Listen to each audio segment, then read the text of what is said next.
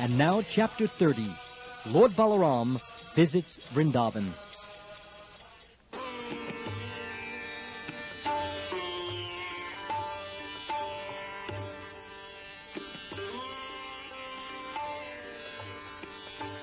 Lord Balaram became very anxious to see his father and mother, Maharaj Nanda and Yashoda. Therefore, with great enthusiasm, he started on a chariot for Vrindavan. The inhabitants of Vrindavan had been anxious to see Krishna and Balaram for a very long time. When Lord Balaram returned to Vrindavan, all the cowherd boys and the gopis had grown up. But still, on his arrival, they all embraced him, and Balaram embraced them in reciprocation. After this, he came before Maharaj Nanda and Yashoda and offered his respectful obeisances. In response, Mother Yashoda and Nanda Maharaj offered their blessings unto him.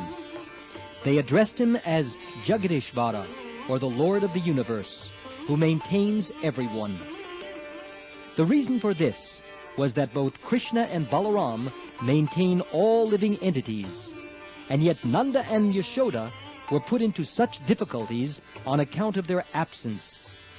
Feeling like this, they embraced Balaram, and seating him on their laps, began their perpetual crying, wetting Balaram with their tears. Lord Balaram then offered his respectful obeisances to the elderly cowherd men, and accepted the obeisances of the younger cowherd men. Thus, according to their different ages and relationships, Lord Balaram exchanged feelings of friendship with them. He shook hands with those who were his equals in age and friendship, and with loud laughing embraced each one of them.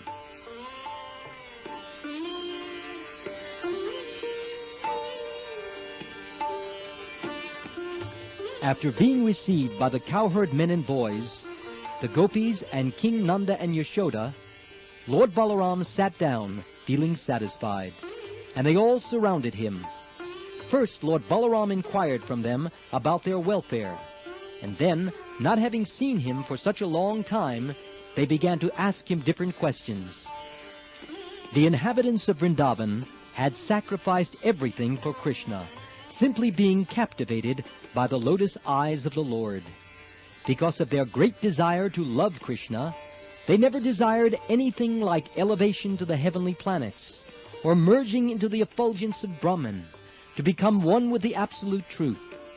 They were not even interested in enjoying a life of opulence, but were satisfied in living a simple life in the village as cowherd men. They were always absorbed in thoughts of Krishna, and did not desire any personal benefits.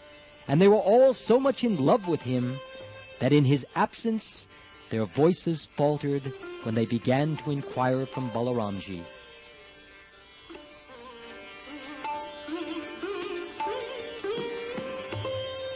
First Nanda Maharaj and Yashoda Mai inquired, "My dear Balaram, are our friends like Basudev and others in the family doing well? Now you and Krishna are grown-up, married men with children.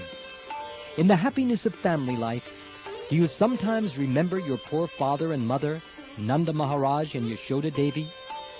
It is very good news that the most sinful King Kamsa has been killed by you, and that our friends like Vasudev and the others who had been harassed have now been relieved. It is also very good news that both you and Krishna defeated Jarasandha and Kalayavan, who is now dead, and that you are now living in a fortified residence in Dwarka."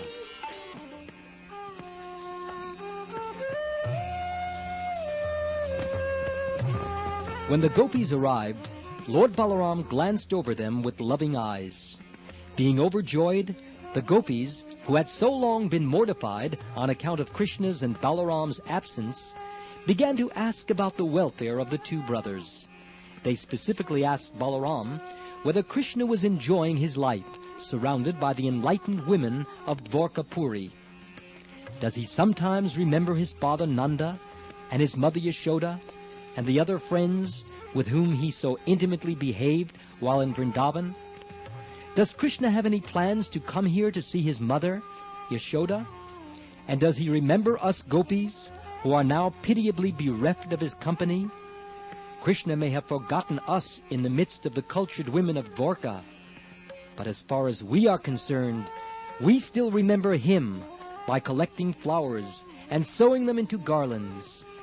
When he does not come, however, we simply pass our time by crying. If only he would come here and accept these garlands we have made.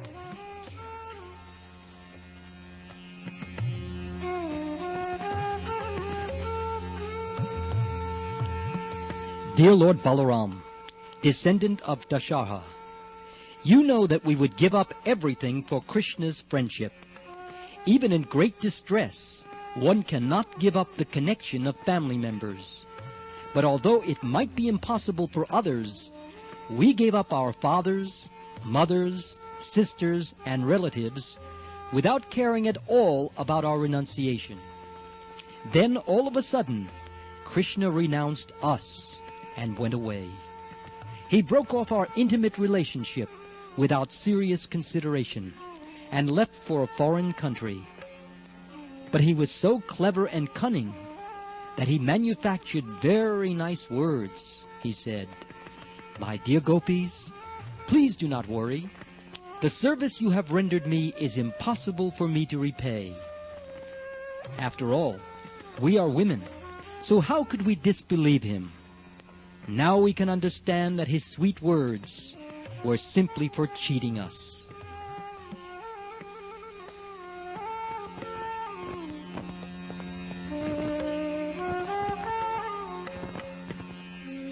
Protesting Krishna's absence from Vrindavan, another gopi said, "My dear Balaramji, we are of course village girls, so Krishna could cheat us in that way. But what about the women of Dwarka? Don't think they are as foolish as we are. We village women might be misled by Krishna, but the women in the city of Dwarka are very clever and intelligent. Therefore I would be surprised if such city women could be misled by Krishna and could believe his words." Then another gopi began to speak. "My dear friend," she said, "Krishna is very clever in using words. No one can compete with him in that art. He can manufacture such colorful words and talk so sweetly that the heart of any woman would be misled. Besides that, he has perfected the art of smiling very attractively, and by seeing his smile, women become mad after him and would give themselves to him without hesitation."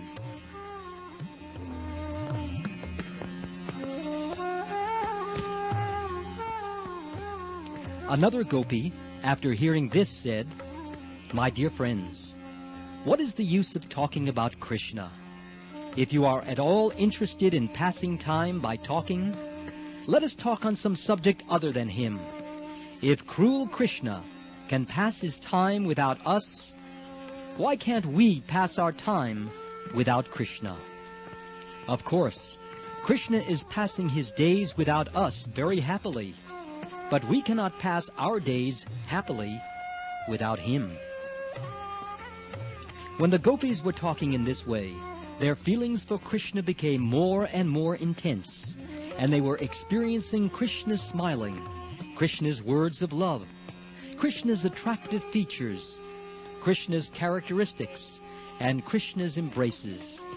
By the force of their ecstatic feelings, it appeared to them that Krishna was personally present and dancing before them.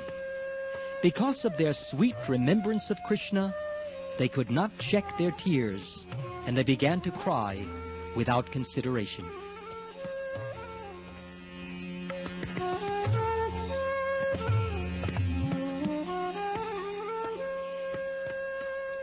Lord Balaram, of course, could understand the ecstatic feelings of the gopis, and therefore he wanted to pacify them. He was expert in presenting an appeal, and thus, treating the gopis very respectfully, he began to narrate the stories of Krishna so tactfully that the gopis became satisfied.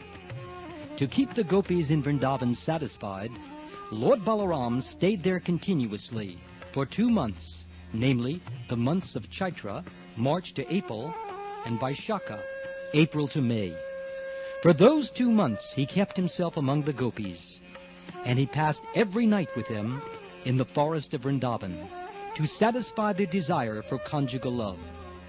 Thus Balaram also enjoyed the Ras dance with the gopis during those 2 months.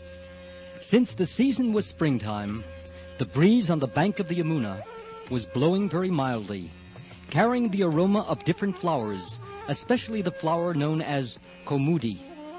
Moonlight filled the sky and spread everywhere, and thus the banks of the Yamuna appeared very bright and pleasing, and Lord Balaram enjoyed the company of the gopis there.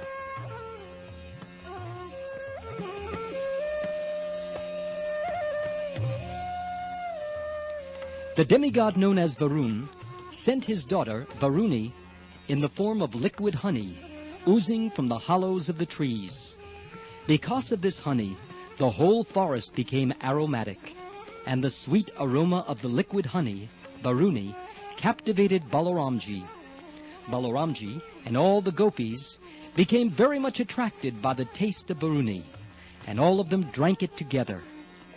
While drinking this natural beverage, all the gopis chanted the glories of Lord Balaram, and Lord Balaram felt very happy, as if he had become intoxicated by drinking that Varuni beverage.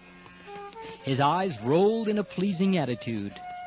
He was decorated with long garlands of forest flowers, and the whole situation appeared to be a great function of happiness because of this transcendental bliss. Lord Balaram smiled beautifully, and the drops of perspiration decorating his face appeared like soothing morning dew.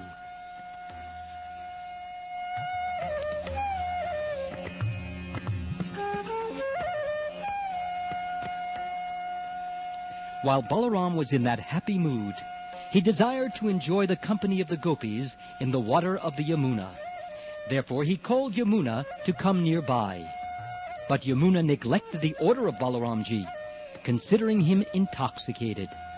Lord Balaram became very much displeased at Yamuna's neglecting his order. He immediately wanted to scratch the land near the river with his plowshare. Lord Balaram has 2 weapons, a plow and a club, from which he takes service when they are required. This time he wanted to bring the Yamuna by force, and he took the help of his plow. He wanted to punish Yamuna because she did not come in obedience to his order. He addressed Yamuna, "You wretched river, you did not care for my order. Now I shall teach you a lesson. You did not come to me voluntarily. Now with the help of my plow, I shall force you to come. I shall divide you into hundreds of scattered streams."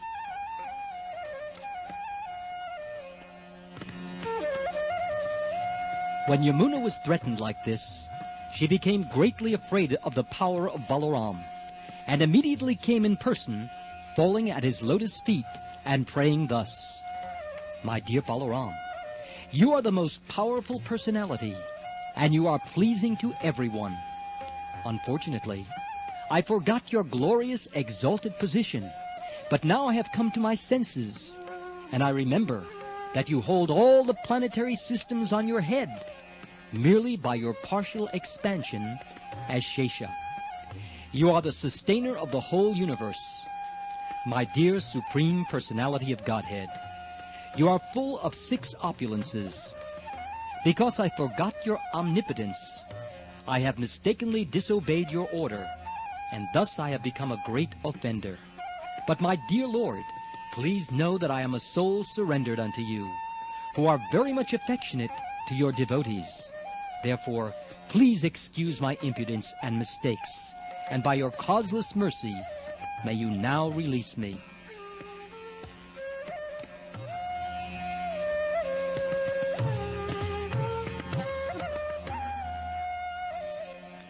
Upon displaying this submissive attitude, Yamuna was forgiven, and when she came nearby, Lord Balaram wanted to enjoy the pleasure of swimming in her water, along with the gopis, in the same way that an elephant enjoys himself along with his many she-elephants. After a long time, when Lord Balaram had enjoyed to his full satisfaction, he came out of the water, and immediately a goddess of fortune offered him a nice blue garment and a valuable necklace made of gold. After taking bath in the Yamuna, Lord Balaram, dressed in blue garments and decorated with golden ornaments, looked very attractive to everyone. Lord Balaram's complexion is white, and when he was properly dressed, he looked exactly like the white elephant of King Indra in the heavenly planet. The river Yamuna still has many small branches due to being scratched by the plowshare of Lord Balaram, and all these branches of the river Yamuna still glorify the omnipotence of Lord Balaram. Lord Balaram and the gopis enjoyed transcendental pastimes together every night for 2 months, and time passed away so quickly that all those nights appeared to be only one night. In the presence of Lord Balaram, all the gopis and inhabitants of Vrindavan became as cheerful as they had been before in the presence of both brothers, Lord Krishna and Balaram.